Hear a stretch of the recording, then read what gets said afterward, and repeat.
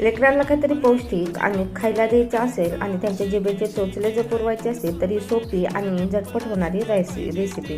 तरी तर मी थोडेसे पोहे पाण्यात 5 मिनटं भिजवत ठेवून नंतर त्यातलं पाणी काढून ते चांगले कुस्करून घेतले आणि त्यानंतर एक बटाटा त्याची साल काढून त्याला चांगलं खिसून घेतलं आणि ते पूर्ण एकत्र केलं. त्यानंतर एक छोटा कांदा बारीक चिरून घेतला, तोही त्यात टाकला आणि तोही मिक्स करून घ्यायचा आणि त्यानंतर त्याच्यात म्हणजे त्याला बाइंडिंग येण्यासाठी 1 चमचा बेसन पीठ टाकलं, ते चांगलं मिक्स करून घेतलं.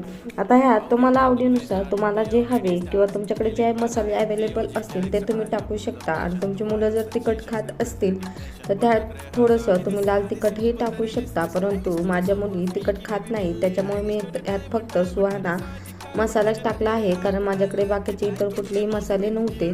त्यामुळेच मी तर सुहाना मसाला, थोडीशी हळद आणि चवीनुसार मीठ टाकलं आणि ह्यात तुम्ही कोथिंबीर किंवा इतर भाज्या जसे गाजर, कोबी, काही तुमच्याकडे ज्या भाज्या अवेलेबल असतील त्या तुम्ही टाकू शकता. आता माझ्याकडे एवढंच होतं तर मी एवढंच टाकून घेतलं. कोथिंबीरही माझ्याकडे नव्हती तर तेही नाही टाकली मी. कांदा, बटाटा आणि पोहे बस एवढंच टाकलं. त्याचा छान असा गोळा तयार करून घेतला आणि हो, हे मळायला पाण्याचा अजिबात वापर लागत नाही, कारण बटाट्याला त्याचंच अंगचंच पाणी असतं त्याच्यामुळं.